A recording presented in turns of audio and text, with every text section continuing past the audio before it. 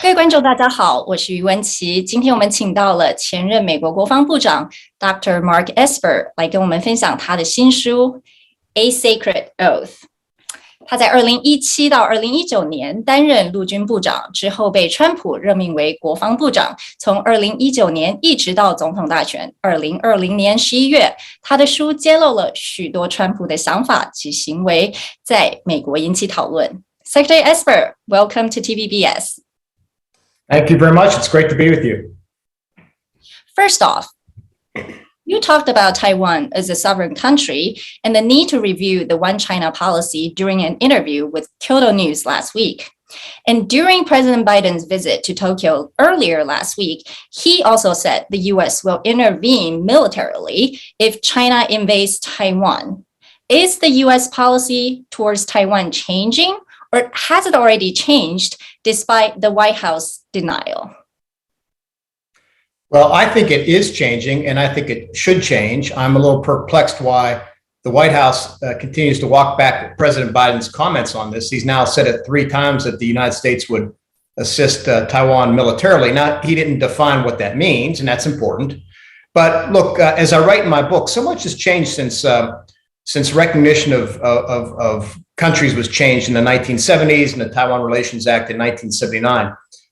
Both China, the mainland, and Taiwan have evolved in very different ways. And now Taiwan is a very robust democracy. You've had multiple transitions, peaceful transitions of power. You can stand alone on the world stage. So I think it's time, as I write in the book, to review the One China policy, to at least educate the American people on it, and then to look at strategic ambiguity. And I think it's time to move away from strategic ambiguity. Yeah, as you said, China has evolved over the last 20, 30 years. So let's drill down on China. What was the Pentagon's view of the China threat, militarily, technologically, and economically? Because you wrote in your book that you wanted the department to actually focus on China. Well, as you likely know, every year the Pentagon puts out a report on Chinese military capabilities, and the last one during my tenure also pointed out that China is a growing military threat to us in terms of everything from its strategic weapon systems to its conventional systems. And as we noted, I think in the 2020 report, that they had the world's largest Navy at that point in time. Maybe not the most capable, but the largest certainly. So I think when you step back, though, you have to look at China not just in terms of military capability and capacity, but also technologically, economically, diplomatically, all those things that really make a difference and add up to give you a country's national power. And in this case, look, China is rising, and that's fine. I don't necessarily have an issue with China's rise. What I have an issue with, as did the Trump administration writ large, I think, is that China is doing so in a way that undermines international rules, the international order, the expectations, and is increasingly bullying its neighbors in any way, shape, or form. Taiwan is a case in point. If you look at the number of intrusions by aircraft on a daily basis into Taiwanese airspace, it goes beyond what the understandings were in the Taiwan Relations Act, the 3 communiques, the 6 assurances, et cetera. We always have called for a peaceful settlement of the Taiwan question, if you will. And what China has been doing in recent years, flexing its military muscle, its economic muscle, and its diplomatic muscle, is not in either the spirit or the written letter of those understandings. I think one of the things that came out of the administration, the Trump administration, was its China policy that actually united Washington, D.C. in a bipartisan way. So why was there such a policy pivot? Was it driven by President Trump? If it was a different president, do you think the policy would have had a similar pivot? I was particularly intrigued by what you said in the book that Trump actually did not come around on China until his very last year, when China was kind of an easy blame target for his mismanagement of the COVID pandemic. You know, I've been watching U.S.-China relations since the mid-1990s, and I've seen it evolve over time. I always took a more hawkish view toward China, if you will. I saw the business community starting to change itself in the 2010s or so when I worked on the business side of things. I think by the time President Trump came into office, it had reached a culminating point, if you will. Plus, he brought into the administration a lot of folks who saw China differently in the same way I did. So myself and Secretary of State Mike Pompeo and others in the government. So I think the country had reached the point where we finally developed a consensus. And I think this is an achievement of the Trump administration to achieve this consensus within the government with both Republicans and Democrats, and increasingly across many sectors of our economy, that China is certainly a strategic competitor, and in my view, a strategic adversary that we needed to deal with in a more comprehensive and strategic way. And again, I give the administration credit for that. I think there's a whole lot more we need to do now, and that includes bringing on board our European partners and allies in that pursuit. Yeah, you also mentioned, China's sort of rising naval power. Let's talk about Top Gun. Have you seen it? First of all, the last time I saw it was 1986, so I have not seen the new one yet. Okay, I would encourage you to see that. Certainly would make you proud. It is such a popular movie in Taiwan as well. It projects American power, hard and soft, shows American military might through the Navy and the elite Top Gun program. And you alluded in your book the need to actually invest in the Navy, in particular, building more ships like aircraft carriers, because China is catching up. Does the US still have the maritime superiority? And what needs to be done to retain that dominance in the Pacific so the US is actually prepared for a potential conflict with China, whether it's over South China Sea or Taiwan? Well, first and foremost, the United States Navy remains the world's preeminent naval power. There's no doubt in my mind.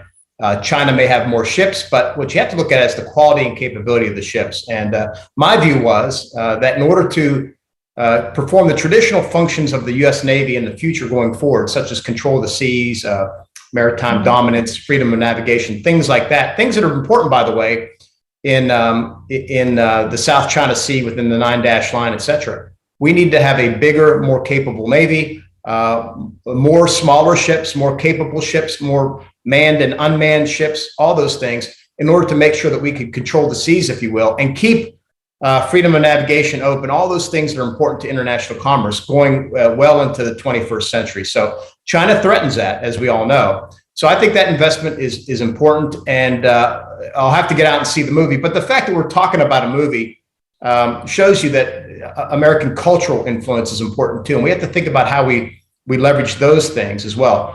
I've been fortunate enough to travel the world, and everywhere I go, look, people aspire to the freedoms and liberties that we have, that I want to believe the people of Taiwan have, that anybody who lives in a democracy enjoys and values. And that's why I think that we are now in this big struggle. At DoD, we call it great power competition between the democracies of the world and the autocracies of the world. And the autocracies are principally run out of Beijing and Moscow. And that's what the challenge of this century is going to be about, is who wins, and who wins that in the hearts and minds of people around the world, which is why, what's happening in Ukraine right now is so important, but also what may or may not happen across the Taiwan Strait is equally important. And that is the criticality of defending democracies around the world and freedom-loving people. If the 21st century is the competition of great powers, are you worried about a conflict between US and China? You actually wrote about asking to postpone a larger than usual military exercise in the Northeast Asia right before the presidential election because you were alarmed by how this may be perceived by Beijing just days before the election.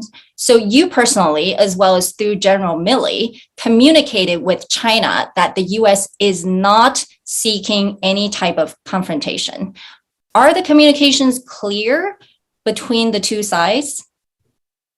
Well, first of all, I consider myself a Reagan Republican, a Ronald Reagan Republican, which means I believe in peace through strength. And what that means is building a very capable military. But again, just to expand the conversation, a very capable economy, a very capable diplomatic corps, all those things that are important. Am I concerned about a war with China? In the sense that we do not need an unnecessary war with a country of 1.4 billion people, the world's second largest economy, so forth and so on. It would just do so much damage to the world, to relations between so many countries. Wars are ugly. You know, I served in the 1990-91 Gulf War. I know what it looks like. So you don't want unnecessary wars, and you want to avoid wars, which was why I did so much outreach to my counterpart in China. I met with him on a few occasions. We would have calls every quarter. I think it's important to do that so that you avoid misunderstandings, miscommunications, that you try and build rapport so you could avoid conflict. So I think we should do everything we can to avoid conflict, but at the same time, be ready for it, be prepared for it, so that if the Chinese choose the wrong decision, and again, this is in Beijing's hands, if they choose the wrong path, we're prepared to confront them with regard to that. Now, you said if Beijing chooses the wrong hand, and Beijing may interpret it as the US making the wrong move. We see just the decades of arms sales. The US has been selling arms to Taiwan since 1979 as required by the Taiwan Relations Act. Is that enough to deter China, given what's happening in Ukraine, as you said? What do you think needs to be done to sufficiently deter China, but not being misinterpreted? And what is China thinking regarding Taiwan, watching how the West responds to the Ukraine-Russia war?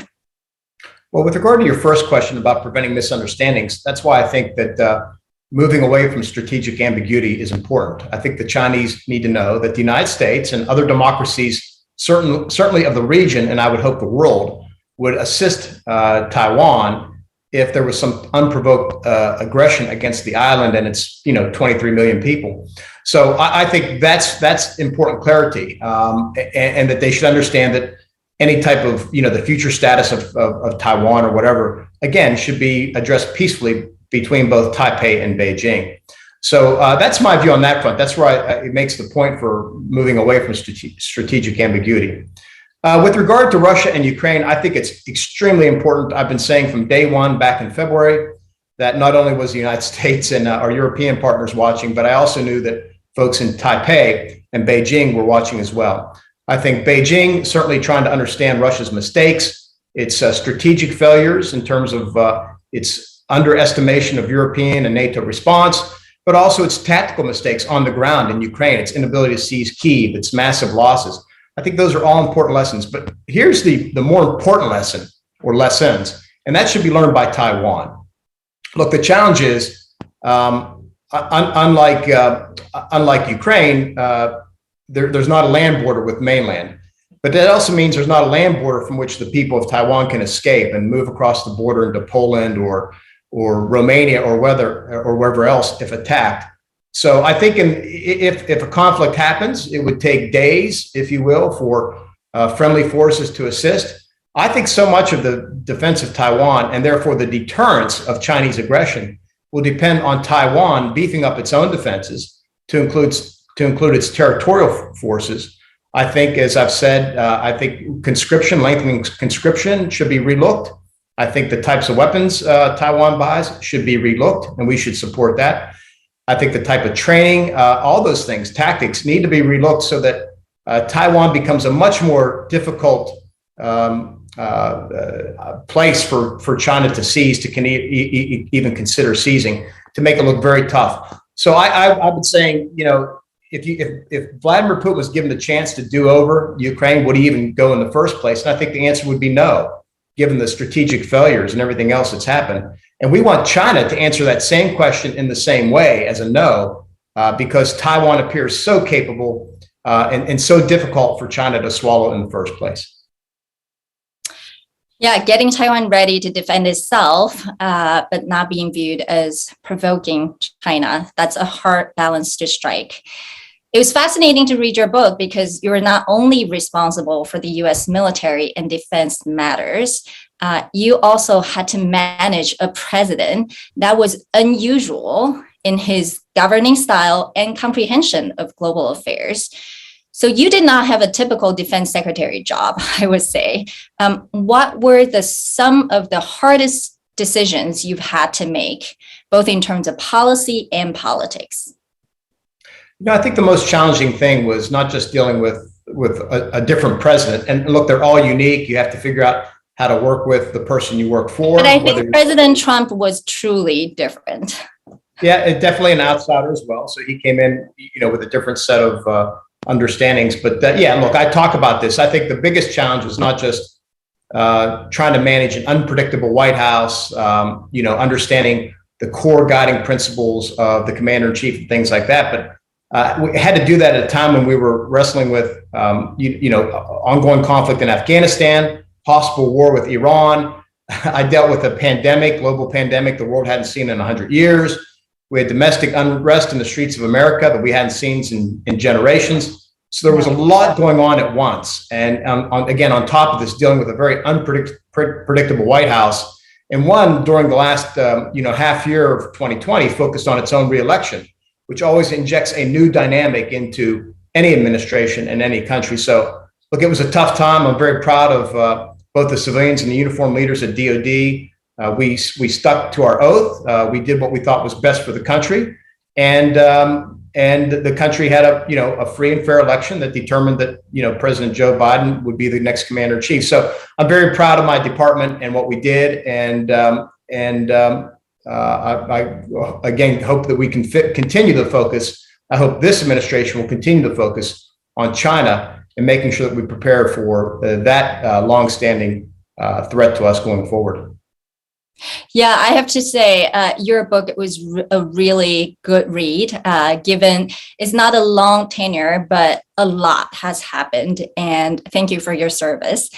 非常感谢大家今天收看与部长的谈话，让我们更加了解美国在印太地区如何对应中国的挑战。With that, thank you so much, Secretary Esper, for speaking with us today.